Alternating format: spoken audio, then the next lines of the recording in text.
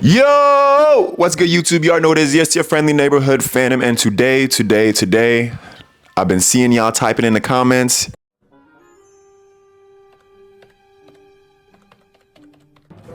Y'all been asking me what's my MOS, and y'all have also been asking me how do I pick my MOS.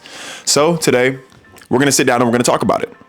Now first, before we even get into MOSs, we have to talk about a very important test that you must take in order to open up a lot of jobs for you. It's called the ASVAB. The biggest thing about the ASVAB is that you just need to study. It's 1-to-1. So obviously the higher your test score is the more jobs that open up for you.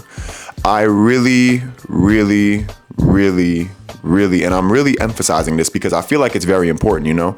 At the end of the day, if you don't get a good test score on your ASVAB, then the jobs that'll open up for you are not going to be probably the best job. They might not be the best jobs, or they might not be the job that you even want, okay?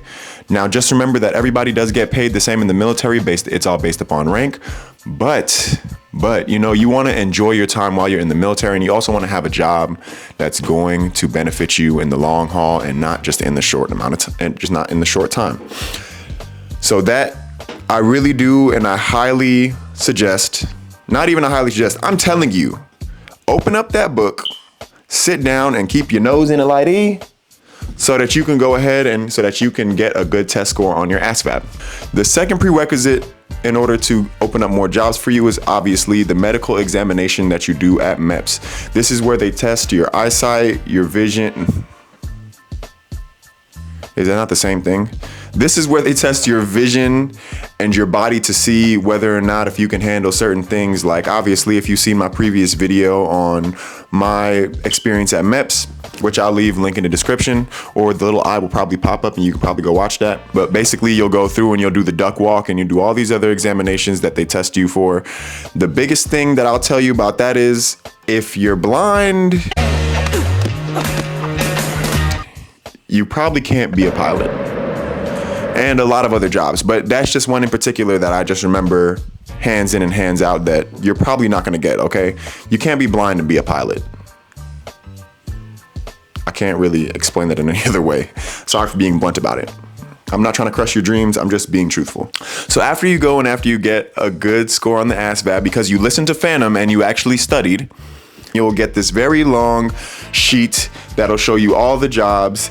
And right now, my editor should be putting all these up right now of which job has been opened up for you and which ones are also, you know, like the best suited for you. And basically, as you look through it, you'll see the need, the fit, and the success rate of you actually getting that job. So the job that I actually got wasn't a job that was highly available, but I ended up getting it regardless. Now, what I will tell you is about these jobs is that you can sit and you can wait. So say like you want to do cybersecurity, right? And say there are no available ship dates for that until like a year later, then it's okay to sit and wait. But what I will tell you about that is to always keep your mind open to other jobs. Now, typically your recruiter will tell you that, hey, look, I need you to give me about like a list of 10 jobs. And out of these 10 jobs, we're going to pick the best one for you.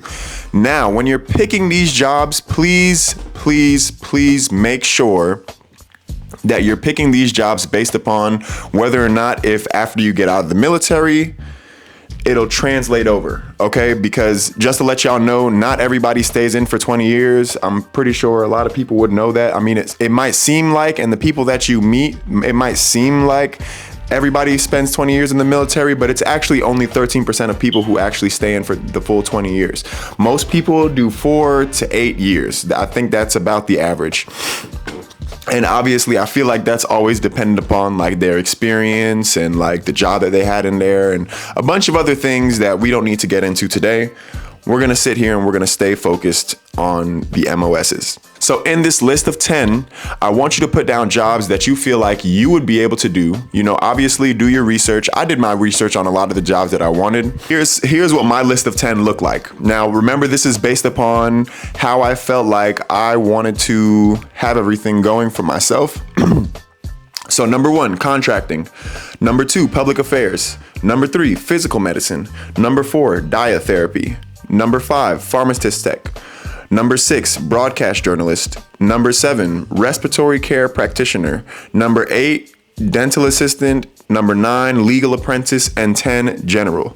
Now, that 10, that is an aptitude area. General is an aptitude area. There are a lot of aptitude areas that you will be able to pick from.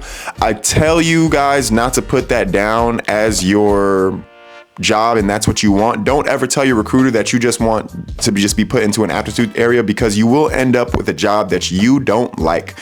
And trust and believe, the last thing that you want to do while you're in the military is have to sit here and take orders all day and go to a job that you don't want to do.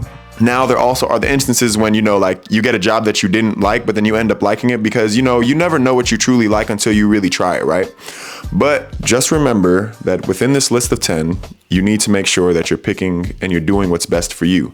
So any jobs that you pick, just make sure that it's 1-to-1 going from military life to civilian life. And when you're in civilian life, you're going to make a lot of money, because that's what we all want to do at the end of the day, is make a lot of money so that we can enjoy ourselves, right? Just give me my money. Yeah!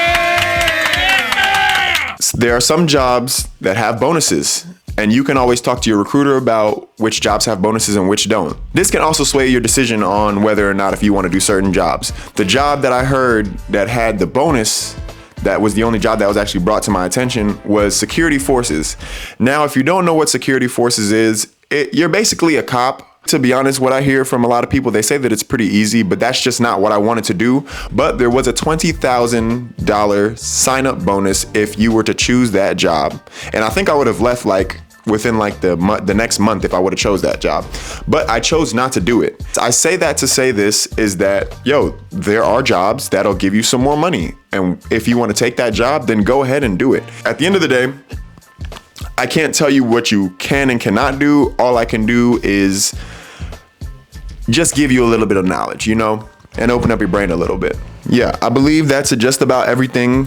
I hope y'all enjoyed the video. Of course, y'all already know, like, comment, and subscribe. We're on the road to 10,000, y'all. We're on the road to 10,000, and I really do appreciate every last one of the 1,200 people that are subscribed to our channel, because this is our channel, and I just want y'all to keep up with me. I love you guys. Stay safe, stay blessed, and I'm going Ghost.